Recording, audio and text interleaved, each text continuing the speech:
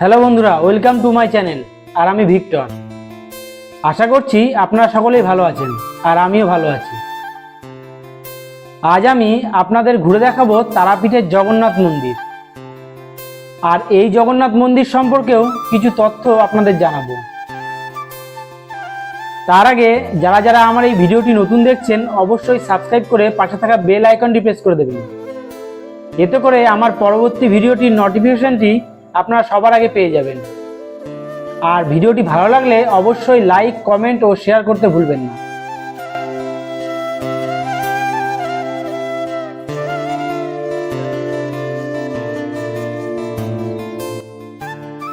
তো চলুন মূল স্রোতে ফেরা যাক। প্রথমে বলে রাখি এই মন্দির কিভাবে আসবেন আর কত সময় এই মন্দির খোলা থাকে সবটাই আপনাদের সাথে শেয়ার করব। তাই সম্পূর্ণ ভিডিওটি দেখার অনুরোধ রইল। তো বন্ধুরা, আমি যে সময় জগন্নাথ মন্দির দর্শন করতে এসেছিলাম সেই সময়টি ছিল সোজা রথ আর উল্টো রথের মাঝের সময়। তাই আপনারা দেখতে পাচ্ছেন বলরাম, সুভদ্রা, জগন্নাথের রথ পরপর খুবই সুন্দর করে রাখা আছে মূল রাস্তার পাশে। এরপর আপনারা ভিডিওতে দেখতে পাচ্ছেন রাস্তার সামনে জগন্নাথ মন্দিরের প্রবেশের রাস্তার ওপর তোরণটি তৈরি করা, এবং সেই রাস্তার দুপাশে আছে খুব সুন্দর সুন্দর দোকান। এখানে পূজার সামগ্রী ও বিভিন্ন ঠাকুরের মূর্তিও পাওয়া যায়। এরপর রাস্তার সামনেই একটি রাধাকৃষ্ণের একটি ছোট্ট মন্দির, সেটি দর্শন করে আমরা মূল মন্দিরে প্রবেশ করব।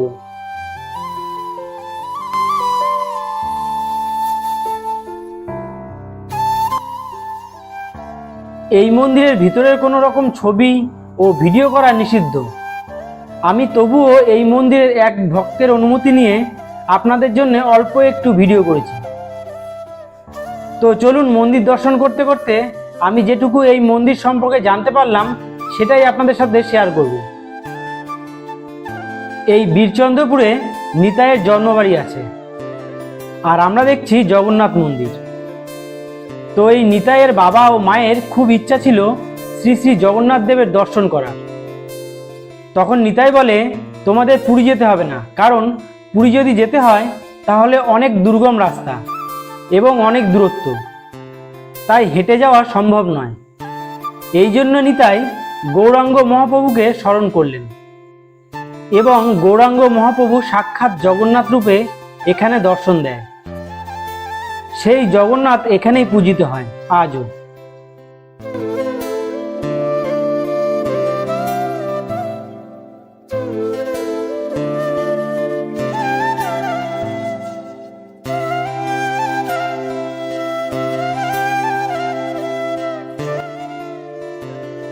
আজ থেকে প্রায় 40 থেকে 50 বছর আগে এই মন্দিরের যিনি বর্তমান মহারাজ এখানে আসেন, দেখেন একটি মাটির মন্দির আছে ও পাশে একটি পুকুরও আছে, আর সেই পুকুরের ওপরে জগন্নাথ বসে আছে, এবং জগন্নাথের সেবা চলছে না ভালো মতো, চারদিকে পোকামাকড় সাপ ঘুরে বেড়াচ্ছে।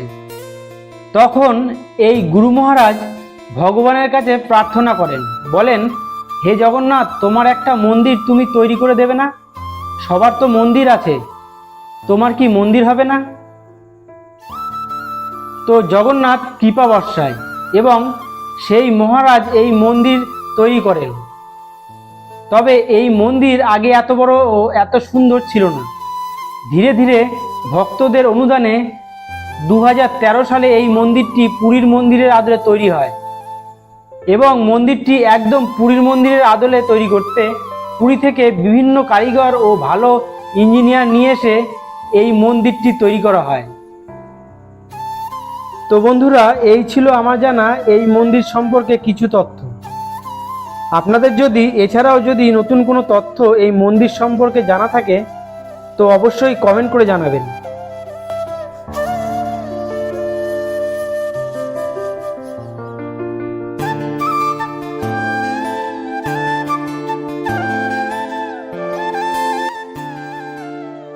এবার জানাই এই মন্দির কতক্ষণ খোলা থাকে।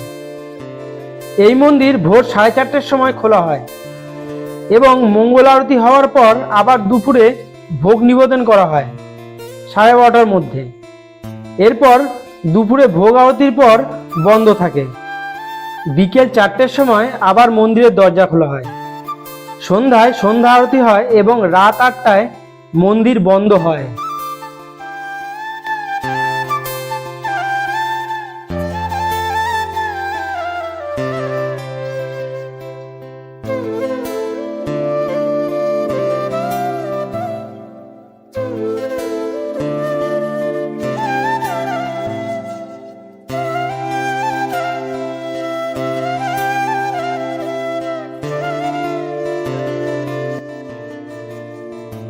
এরপর জগন্নাথ মন্দির দর্শন করার পর সামনেই একটু হেঁটে গেলে বাঁকারায় মন্দির দেখতে পাবেন।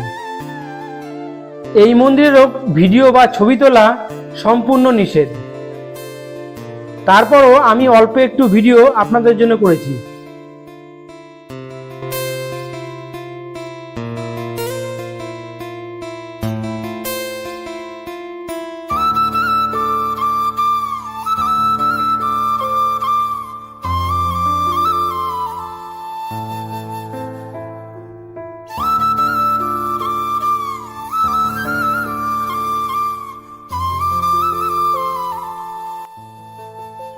এবার জানাই আপনারা এখানে আসবেন কিভাবে।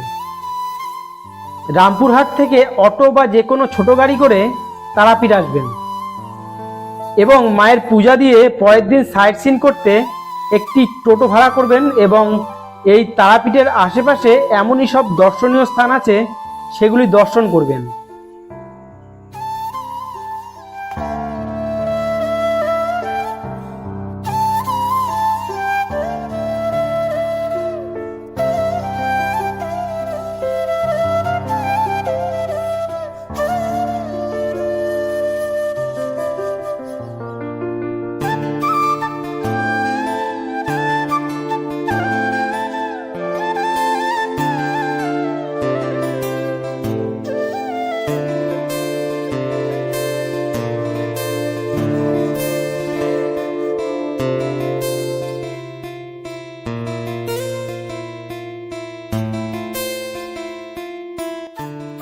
আমার পরবর্তী ভিডিওতে এমনই আরও একটি স্থান দর্শন করাবো আপনাদের।